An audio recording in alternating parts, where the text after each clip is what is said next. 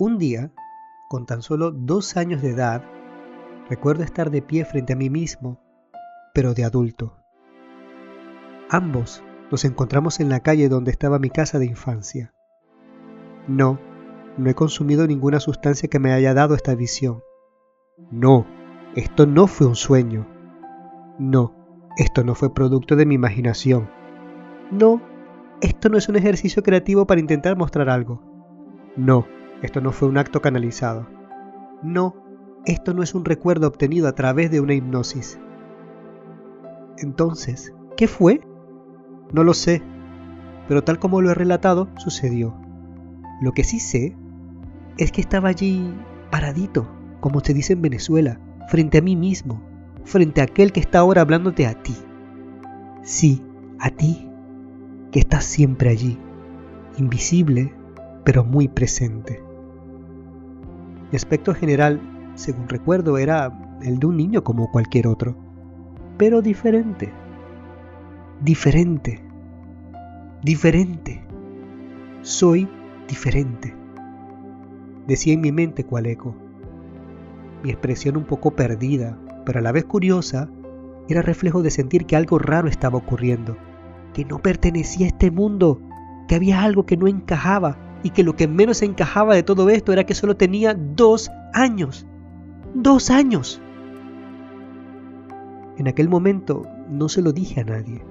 Lo guardé como un secreto, al igual que muchos otros que me han acompañado en mi vida. ¿Por qué? Porque con esa autoconfidencialidad creía que mi rareza estaría resguardada de cualquier efecto que eso pudiera traerme. Por cierto, así fue como aprendí a ser actor, interpretando el mayor rol de mi carrera, el mío propio. Ahora, ¿logré esconder bien mi tesoro, mi carga?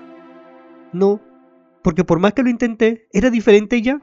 Ni siquiera mi comportamiento tan adherido a las normas, tan recto y moral, tan discreto y educado, pudieron solapar mi singularidad. Yo creo que más bien eso lo acentuó aún más. Sin embargo, mi familia me amó y cuidó tanto como a cualquiera de los suyos. Y aquí, uno de los detalles problemáticos del asunto. Que esa amorosa inclusión, en vez de tomarla solo como algo positivo que agradecía y reconocía, la vivía como una realidad que en el fondo me ocasionaba mucha incomodidad y deuda, porque estaba siendo tratado como parte de una tribu a la que no sentía pertenecer. Aclaro, no me incomodaban ellos, sino verme tan diferente que era como si me hubiesen adoptado sin decírmelo, cuando en verdad nací de ellos, o al menos así fue como yo llegué a sus vidas, por vía natural y consanguínea. De allí que me pregunte, ¿dónde está mi tribu? ¿Dónde está mi hogar? Una pregunta que creció a la par conmigo y que me hace suponer que fue su emanación la que me convirtió en el rarito de la escuela, y por ende, aquel a quien molestaron mucho y al que posteriormente le ha costado demasiado adaptarse y encontrar un pequeño lugar en este mundo. Actualmente, en mi adultez, ¿he superado ese sentimiento? Te confieso que no. Todavía estoy esperando a alguien que venga a recogerme. Alguien a quien no conozco y que no sé a dónde me llevará. Alguien que, al darse cuenta de que me ha dejado aquí olvidado muchos años más de los que tengo, me reúna finalmente con mi tribu. Mientras tanto, aquí estoy, en un mundo precioso, apasionante y digno de ser amado con toda mi alma, pero sintiéndome ajeno a él, advenedizo, forastero y marginal. Sí, así vivo, en cierta forma, en el margen. Y sabes, hasta el día de hoy no lo había entendido. El llamado, más allá de ser la invitación de Dios para mí, y a su vez, una de las vías a través de las cuales Él envió mensajes a sus otros hijos, el llamado es también el grito que estoy lanzando a mi verdadera tribu para que nos reunamos después de esta insospechablemente larga y maravillosa exploración que estoy haciendo. Sí, he dicho maravillosa, porque al final, aun siendo un advenedizo, un forastero, un marginal, estoy aprendiendo algo. A amar la vida. Esta que llevo aquí, entre ustedes. Esta que, por otro lado, no deja de ser rara también. Porque ha pasado de lo convencional a esto que me está haciendo caminar sobre un puente hecho de pura vibración en un espacio interdimensional para llegar a una sala a la que Moira llama lo que te reconoce. donde los elementos que la componen están vivos y tienen voz propia. De hecho, teniendo en cuenta esto, me inquiero, ¿quién me reconocerá allí? ¿O qué reconoceré yo en ella? De pronto, un ruido extraño surca el cosmos abierto. Instintivamente, Moira y yo alzamos la vista hacia ese insondable infinito que nos rodea para saber sobre su procedencia. Y seguimos sin entenderlo aún. Nos miramos el uno al otro, levantando nuestros hombros de ignorancia por el acontecimiento. Sin embargo, Moira emprende inmediatamente una travesía para averiguarlo y yo, más que empujado por seguirla, voy animado por la curiosidad de lo que vamos a encontrar. Una columna de humo deja una huella recta y definida en nuestro campo visual, y eso es lo que nos guía hacia aquel punto desde donde un estruendo libera este llamado.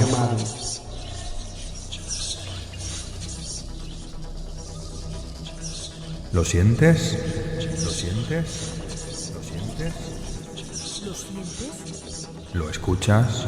¿Lo escuchas? ¿Lo escuchas? ¿Lo escuchas? ¿Su voz te hace vibrar? ¿Vibrar? ¿Vibrar? Este es el llamado.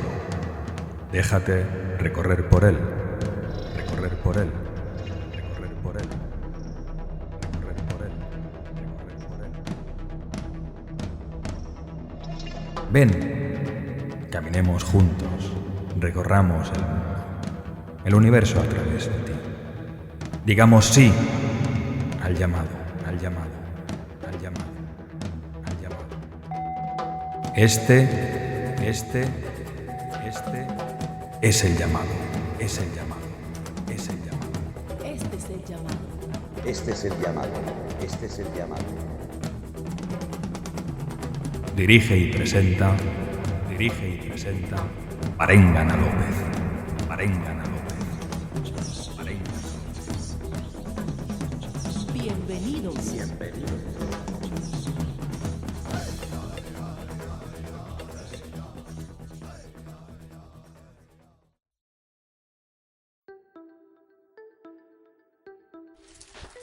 El cosmos se ha convertido en desierto.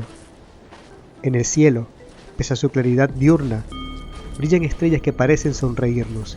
Su tintineo es tan fuerte que pareciera cantar una melodía hermosa y sencilla, similar al movimiento del aire sobre el cual planean estas gaviotas que no nos han dejado solos ni por un instante. ¡Qué curioso! Aquella de allá vuela más alto que las demás. Es como si las estuviera invitando a recordar que se puede volar como si no existieran límites.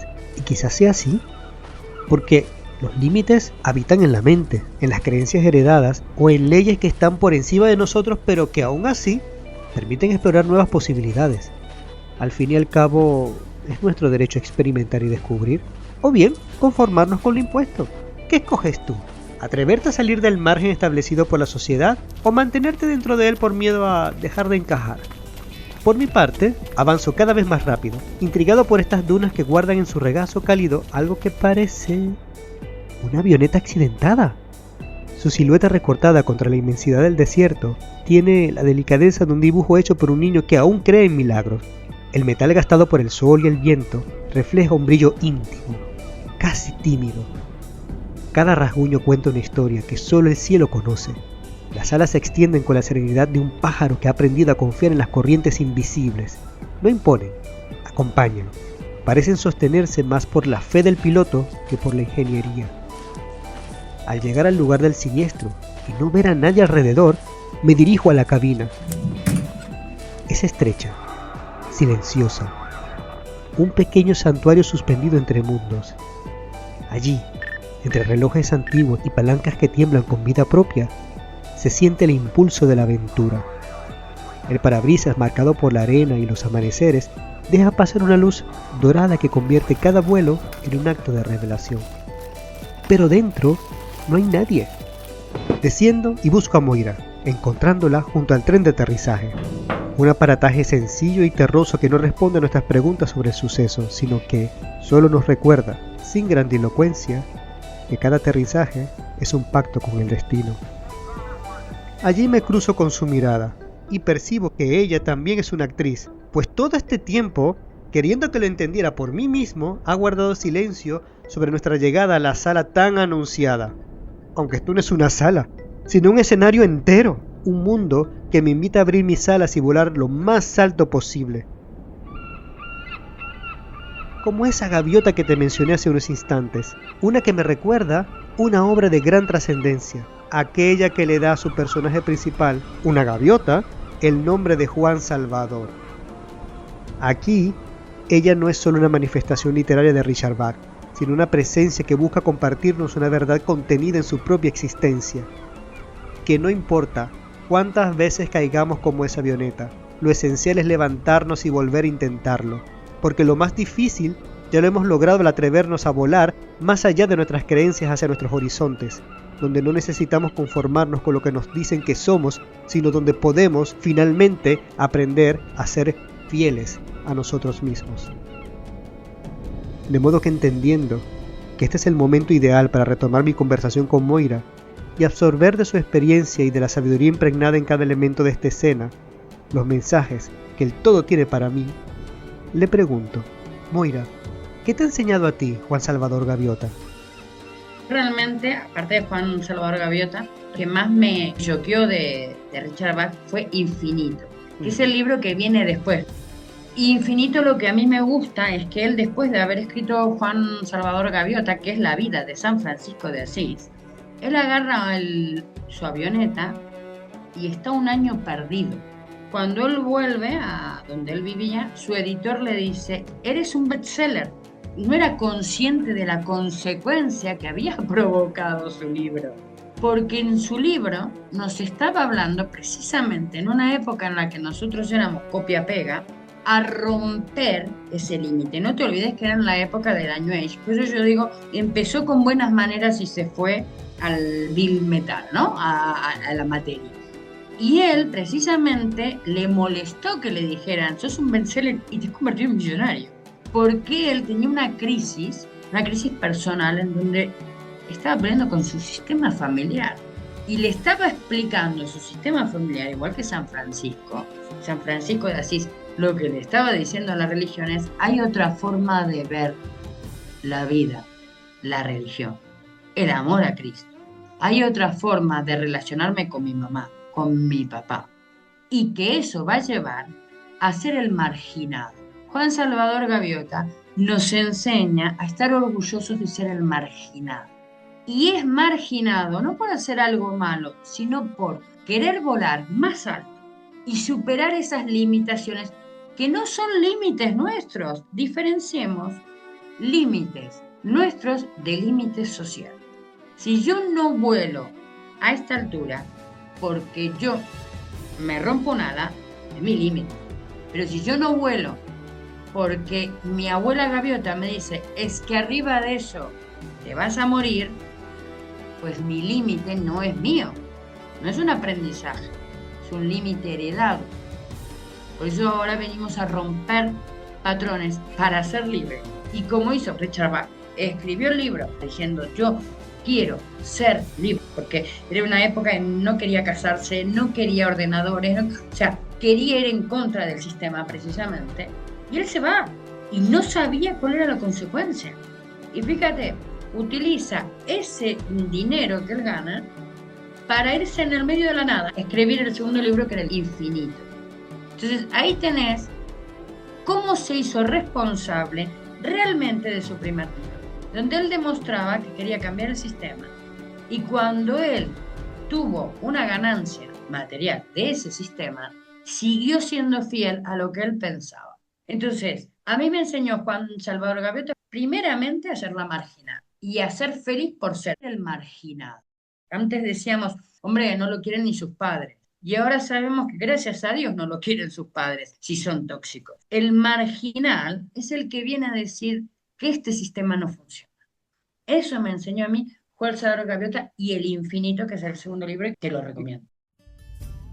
A mí me está enseñando también, aparte de lo que tú dices, a ser consecuentes. Aquí vamos un poquito con la palabra consecuencia, pero de una forma completamente diferente, ser consecuente. Es decir, yo vivo lo que yo creo, yo vivo lo que yo predico. Una de las grandes faltas y ausencias de nuestra sociedad hoy día, en la que estamos realmente diciéndole a los demás lo que tienen que hacer, pero practicando una vida completamente diferente a la que aconsejamos a los demás tener. Pero además me gustaría venir justamente a esta visión que estamos teniendo en la sociedad para tratar de rescatar de este libro algo que nos ayude a poder superar esta tendencia social. O sea, ¿cómo yo, marginado, puedo jugar en este sistema sin perderme? ¿Cómo puedo ser más consecuente con mis actos? Básicamente por la coherencia. A ver, a mí no me puedes hacer sentir algo vos que yo no crea que soy. Si yo me creo marginado desde la culpa, ay, soy marginado porque no soy suficiente para estar dentro del sistema, pues ya está. Sos parte del sistema, la parte donde pues juegas el papel de castigador. Cuando yo digo que hay que jugar con el sistema a tu favor, es cuando vos sos coherente, cuando para mí aprendés a ser libre, con lo que decís, lo que pensás y cómo actúas. Y ser marginado es precisamente vivir porque no te marginaron. Vos estás marginando. Margen, límite. ¿Por qué odiamos tanto el límite? Porque cuando limitamos al otro, esto no me lo vas a hacer tragar, hemos madurado. Cuando maduramos y nos hacemos mayor, nos damos cuenta que somos infinitos. Y la responsabilidad, ¿qué significa? La consecuencia de nuestros actos.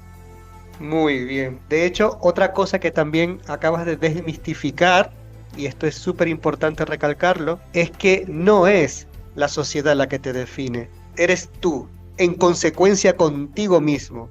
Eres tú, siendo autorresponsable y siendo consciente. Eres tú, experimentando aquello que dices que es correcto. Lo que te define, lo que te hace entrar al sistema, jugar en él y no perderte en él. Pero hay otro personaje de mi completa adoración, sin querer darle un matiz religioso. Digo, es que estoy enamorado de este personaje porque también es otro marginado y también es otro que nos viene a enseñar lo más esencial de la vida, y este sería el Principito de Antoine de Saint-Exupéry, que podríamos también muy escuetamente decir que es la historia de un pequeño príncipe proveniente del planeta B612. De hecho, hago aquí el inciso cuando me preguntan siempre, ¿y de dónde vienes? Y yo, del planeta B612. Entonces, este principito que viene de ese planeta realiza una travesía por el universo. En este viaje descubre la extraña forma en que los adultos ven la vida y comprende el valor del amor y de la amistad. Uno de los personajes de esta obra, la Rosa, marca la búsqueda de este monarca. Entonces, hoy me gustaría que interpretáramos un poquito, ¿no?, estos personajes que están allí, que los viviéramos, que los encarnáramos. Si tú hoy día, Moira, fueras el aviador de esta historia, ¿cómo el personaje y esencia del Principito te transformaría? El Principito a mí me transformó porque era el cuento que me contaba mi abuelo, pero me contaba la historia de Marc Saint-Exupéry, que él se pierde en el desierto, se rompe su avioneta y se cree que el Principito surge del delirio que tiene él por haber estado en el desierto. ¿Sabes cómo me lo explicaba mi abuelo? Nunca te enamores de una rosa, porque él idealizaba un amor muy caprichoso. Él recorre el planeta en busca de algo venenoso y nos está enseñando a nosotros que ese aviador, igual que Juan Salvador Gaviota, recorre en el mundo en búsqueda de ¿qué? ¿Qué estamos buscando? ¿Qué no tenemos acá mismo? ¿El amor ideal? ¿La espiritualidad más alta? ¿La casa mejor? Si cuando te quedas en la calle no tenés nada más que a vos mismo. Cuando los ponían en los campos de concentración, solo se tenían a ellos y salían adelante siendo ellos mismos. El Principito daba clases de lo que era la política, de lo que era la mentira, pero el Principito, ¿sabes de lo que habla? En ser reales, la autenticidad. Ser generoso no te da trabajo, hacer tu vida tampoco, porque es algo que te sale de vos mismo. Porque si no sería el buenismo, si no sería el que nadie sepa que yo, pues, por ejemplo, hablo de la espiritualidad y como carne o fumo, o sea, volvemos a jugar, que era lo que hacía el Principito, por eso era un Principito, hablando de Maquiavelo, el príncipe, en donde jugamos a ser Dios. Y el hombre otra vez se vuelve a equivocar, en donde siempre ha querido jugar el mismo papel de ser Dios, pero no la chispa divina, de ser Dios, de ser ese Dios castigador de los 10 indiecitos, de ser mejor que vos. Porque si vos no pensás como yo, estás desvirtuado. Se te metió un demonio. Ya el ego te comió. ¿Quién soy yo para decirte que vos estás desvirtuado? No estoy siendo generosa. La palabra es distorsionado. Te has distorsionado. Ahora es una palabra que últimamente, si vos no decís lo que piensa el otro, estás distorsionado. El ego te ha comido. Igual es el momento en donde yo tengo que aprender de este aprendizaje y luego saldré más reforzado. Pero por lo menos ni juzgo ni pongo etiquetas, que es otra cosa que tenemos que aprender. El no juicio. ¿Quién soy yo para juzgar al otro de que lo hace mal o lo que lo hace bien? Como, vengo a salvarte, pero ¿perdona? Si nos estamos ahogando todos. ¿Sí? ¿A salvarme de qué? Si es de ti, bien, sálvame.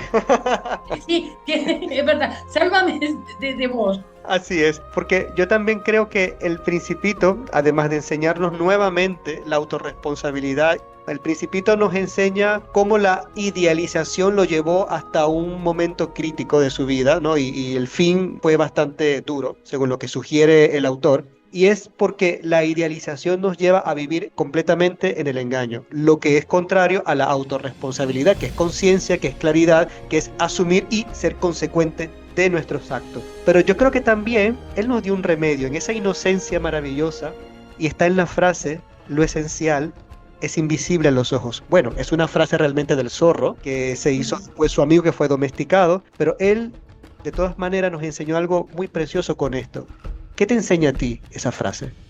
Lo que más me enseña es la actitud del zorro diciendo: no me has domesticado, yo me dejé domesticar. Con lo cual, el zorro lo que le está explicando es que realmente lo que importa es el sentimiento. Volvemos a él, no a la posesión.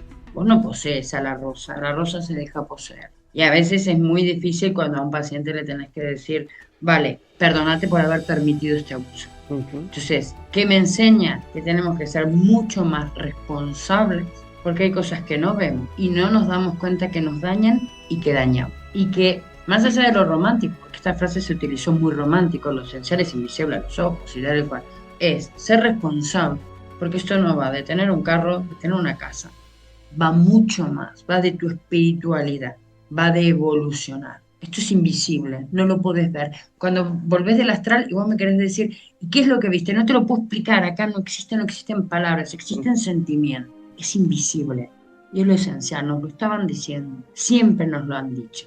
Pero el hombre tiene el vacío, que precisamente tiene que ser vacío, por miedo a la nada, por miedo a la inexistencia, porque se cree finito. Y es invisible, lo esencial no lo podemos ver ni cuantificar, porque está por sobre nuestra existencia. ¿Tú crees que hay una relación entonces entre lo esencial y lo trascendental? Trascender es lo esencial, o sea, hemos venido a eso. Yo siempre digo: el día que fallezca, por favor, hagan una fiesta. Pero también es verdad que me gustaría que la misma gente le provoque eso, porque significa que yo les transmití esto, que trasciendo a través de mi experiencia, de mi ejemplo. Otra palabra que no hemos dicho: ¿cómo te puedo salvar yo a vos? Desde el ejemplo. Me salva tu capacidad de razonar viendo que esta persona es coherente, porque habla como piensa y vive como habla. Entonces uno dice: ¿qué me lo compro? Porque seguramente es generoso y te debe decir: aquí estaba pues equivocada, esto no lo sabía, pero en serio, y si ves que la vuelvo a jorobar, avísame. Y está siendo generoso, porque te está pidiendo a vos, el supuesto salvado, que lo salve. Y acá no quiero hablar de papas, pero Francisco lo que decía: recen por mí, no me pidan nada bueno, pídanme que realmente se me dé lo que vine a hacer y que yo pueda hacer eso. Porque a veces te pido algo que yo creo que es bueno para vos, pero no sé si es bueno. Porque ayudar al otro es darle lo que necesita, no lo que yo creo que necesita. Exactamente. A veces lo que necesita el otro son herramientas, más que bienes como tal.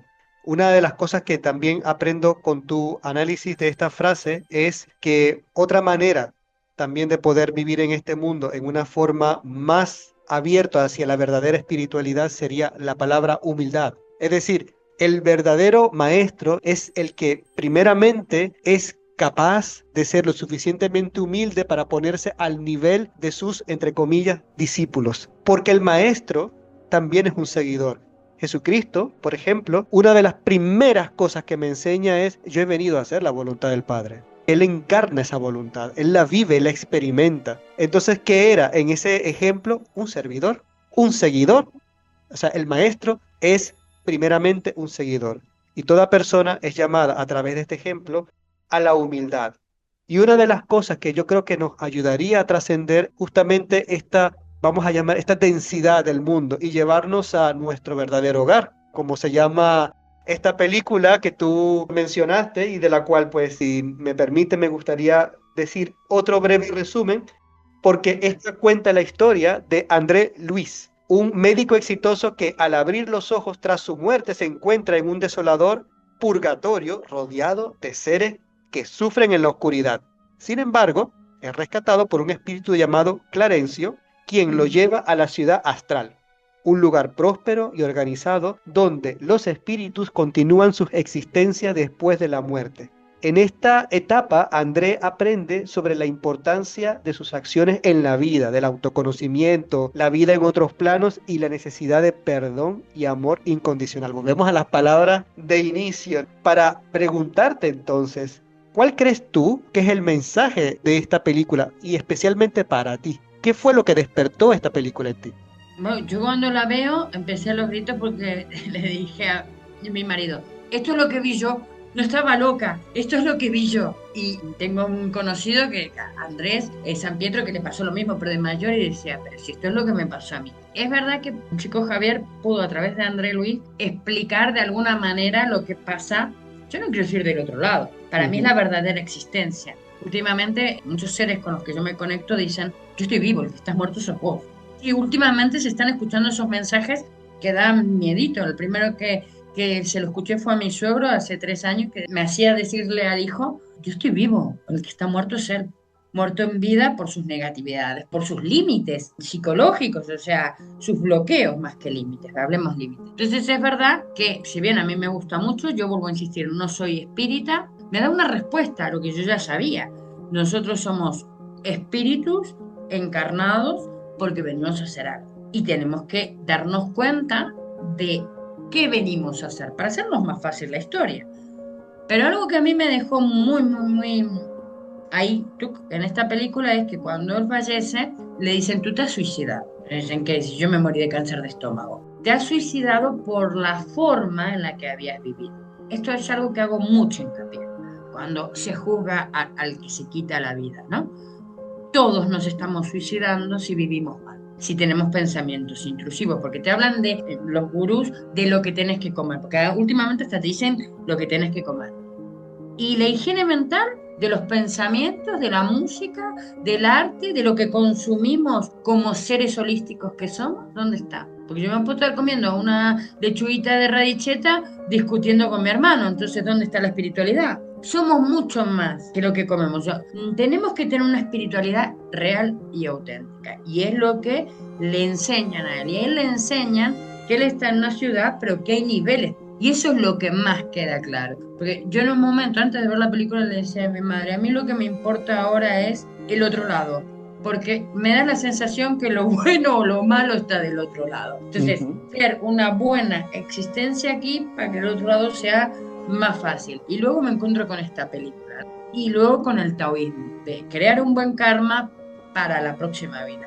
Y el buen karma, según el taoísmo, es con actos de generosidad al otro. Fíjate cómo todos decimos lo mismo. Por eso, a ver, si ya lo saben, ¿a qué estamos jugando? ¿Por qué nos volvemos a equivocar en lo mismo? Para mí, esta película a mí me fue terminar de encajar la última pieza que me faltaba de esa primera parte que a mí me había pasado con la muerte clínica.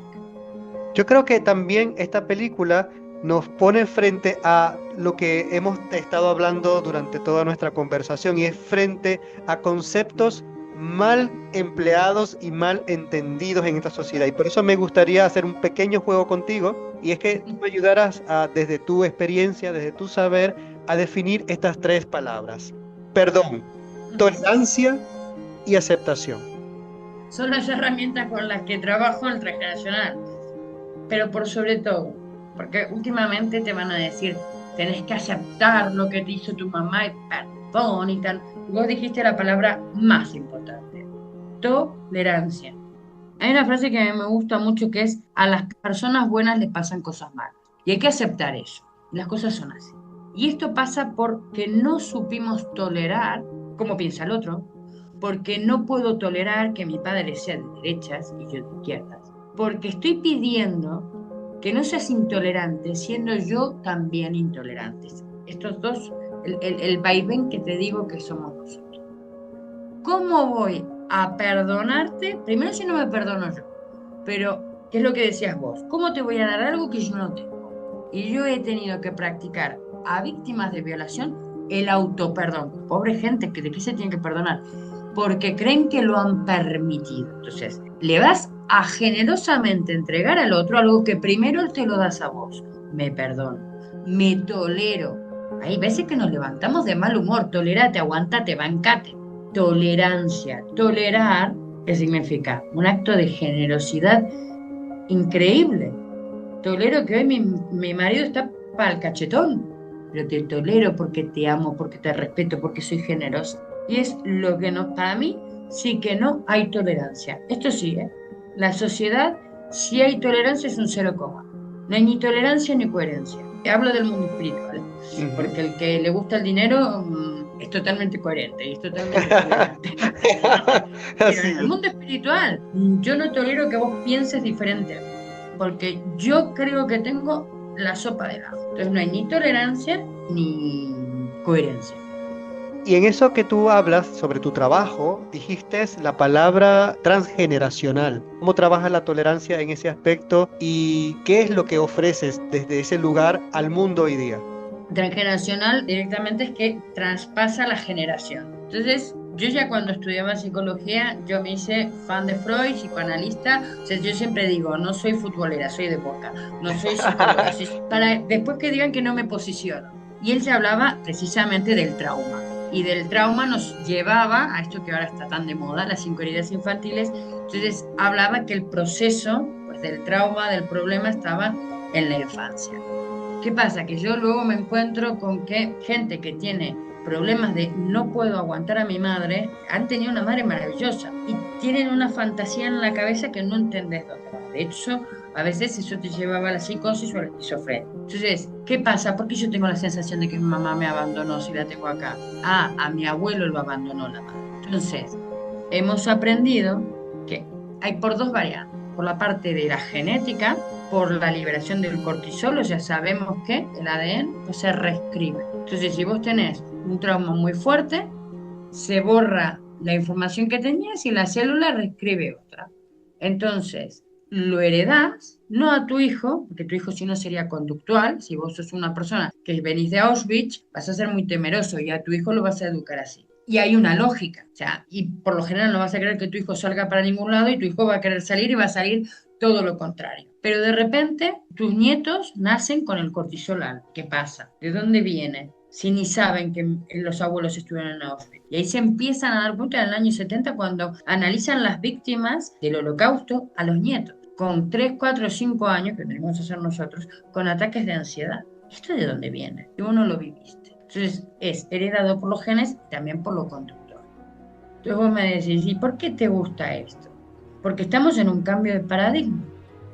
Porque tenemos que hacernos responsables de que ya el machismo no va, la intolerancia no existe. Y esta generación, yo no me canso de decirlo, de los nacidos entre el 60 y pico, 65 a los 79, somos los verdaderos índigos. ¿Qué significa índigo? Tenemos aplicaciones abiertas, pero venimos con la espada y con el escudo. Cosa que la próxima generación viene a es más disfrutona, porque ya directamente no vienen con la capacidad de entender. Por eso los suicidios de gente tan joven, porque el conflicto no está en su ADN. Nosotros vinimos a abrir la brecha entre la sociedad, como la entendían mi padre y mi abuelo, a diferencia de cómo la entienden mi hijo. Por eso transgeneracional. Y ahí sí que, pues el que quiera creerme o no, mi guía me metió en esta y me dice, tenés que enseñar a que realmente se borre pues, esos patrones limitantes, pero limitantes por bloqueantes, para que la familia se vea desde otro lado, desde un lado espiritual, sea una familia más ya en quinta D. Y es lo que hago. Por eso ahora tengo la escuela donde enseño el método que también es aplicable para cualquier formación que vos hagas, porque precisamente les enseño a cómo deducía Poirot, a cómo hablaba Jung y a lo que es un trauma, ¿no? Hablar las cosas por su nombre, porque todo el mundo repite como un lorito, es que el trauma, es que las heridas, ¿y eso qué es? Y cuando se los preguntas, empiezan, ¿qué es? Y les enseño, ¿sabes a quién? Que me olvidé de decírtelo, la Sí. mayéutica de Sócrates. Oh, me encanta, me encanta. Yo como profesor no te enseño nada. Vos me vas a decir cómo enseñártelo, porque vos tenés las respuestas como alumno. Y si alguien quiere encontrar las respuestas contigo a través de lo que tú haces como labor, ¿cómo te pueden contactar? Estoy en todas las redes sociales, bueno, estoy en el 633-302-091, pero por sobre todo, todos los martes hago en TikTok un programa, porque es verdad que a mí me dijeron, una cosa es lo que vos aprendiste y esto lo das, pero lo que se te dio como aplicaciones, como la capacidad de investigar y tal, lo tenés que regalar. Entonces, las visiones, los mensajes los doy, pero es verdad que estoy enseñando a otros terapeutas a esta parte de la sanación del árbol genealógico porque creo que es la base. O sea, vuelvo a insistir, una pareja conforma una familia y la familia una sociedad. Si esa pareja se hablan desde el amor, el respeto y todo lo que hemos dicho ahora, van a ser una buena familia y esa familia van a ser varias familias en donde van a conformar una sociedad. Es utópico, es idílico, pero es a lo que vamos. Muy bien, pues yo estoy bastante agradecido porque hoy he aprendido tanto contigo, me siento identificado con muchas de las cosas que has dicho. Al pasar por estas salas he visto todo lo que en mi vida necesita ser reconocido, transformado, trascendido, pero también lo que se revela en mí. Y me permite entonces abrirme nuevamente una nueva sala, una nueva puerta hacia una continuación, hacia una evolución. Pero no me quiero ir sin que yo me lleve de ti un mensaje final. ¿Qué me dirías? ¿Qué nos dirías? Me gustaría que la gente siempre que comparte algo con alguien se lleve algo a casa de esa persona, porque es lo que nos hace más nutritivo. Y lo que vos me enseñaste es que estamos subestimando la inteligencia. O sea, fue un placer hablar con un hombre inteligente. ¿Por qué? Porque estamos tanto con el chakra corazón y la inteligencia. ¿Se acuerdan del cuerpo mental? Somos cuerpos energéticos, el cuerpo emocional y el cuerpo mental. Pues la mente no es el cerebro. Nosotros somos un cuerpo mental. Y últimamente nos estamos quedando solo en el cuerpo emocional y nos estamos convirtiendo un poco en estúpidos. Entonces, qué lindo. Me elevaste a contarte un montón de cosas, porque sos un tipo inteligente. Aparte de la cultura general, que eso es otra cosa, eso se crea en libros. La inteligencia es otra cosa. La inteligencia es, estoy hablando, estás escuchando con escucha activa, no con la. Últimamente escuchamos para responder. Y jugué al tenis con vos. O sea, me escuchabas, me sacabas y sacaste lo mejor de mí. Entonces, te agradezco porque realmente fue algo inteligente. Entonces, ¿cómo me quiero despedir? Seamos más inteligentes, menos conformistas. El único que te salvas eres tú y esto ya, yo ya ni lo quiero repetir, pero mirate al espejo y ten un diálogo con vos mismo para hacerte inteligente. Porque si te mienten, amigo, estás dejándome mentir porque te es más cómodo, En este instante, la voz y presencia de Moira se desvanecen con lentitud y gracia como las partículas brillantes de esta arena que se levantan para agregar más dimensión a la escena. A pocos metros aparece el mar. El cielo se tiñe de un ocaso inminente y yo me siento invitado a reflexionar sobre toda esta aventura que he vivido con ella durante nuestro encuentro. Recuerdo incluso que, poco antes de conocerla, avanzaba a ciegas hacia esa Viena del siglo XVIII, preguntándome cómo era posible concebir que la divinidad se ocupara de crear escenarios para que yo aprendiera algo. La respuesta, en la primera sala, lo que da forma, fue contundente y clara en la voz de Moira. Por amor, no solo hacia mí, sino también hacia aquellos a quienes pueda servir. Con ella aprendí sobre la importancia del vacío y su diferencia con la nada, sobre el beneficio de los límites y también sobre la necesidad de romper esquemas, sobre la justicia y tantas otras cosas que me prepararon para concebir la segunda sala, lo que se revela, ya no como un lugar preparado para mí, sino por mí. Entrar en esa misteriosa mansión ubicada en una isla de la costa inglesa durante los años 30 me ayudó a vislumbrar el mundo como un lugar compuesto por nuestras propias creaciones. Y aquí te pregunto, ¿qué más podría ser sino nuestro propio escenario? Aquel donde jugamos nuestro rol. Nuestra conversación allí me llevó a la autorresponsabilidad, a tomar conciencia de mi impacto en el entorno y a actuar sin temor cuando en mi guión tengo presente los valores de la humildad, el no juicio, el ejemplo y sobre todo la autenticidad. Ahora, lo que acabo de vivir en este espacio llamado Lo que te reconoce me permite vislumbrarme a través de lo que me rodea. Es decir, comencé mirando mi entorno como la obra de otro. Luego entendí que la obra era mía y finalmente me reconozco en ese todo que siempre ha estado allí, interactuando conmigo mismo en una especie de juego donde puedo volar más allá de los límites para hallar lo esencial y trascender hacia mi hogar. Sin embargo, la pregunta, ¿dónde está mi tribu? ¿Dónde está mi hogar? Permanece abierta. Con este cúmulo de reflexiones y esa pregunta encendida en mi corazón, me siento a disfrutar el ocaso.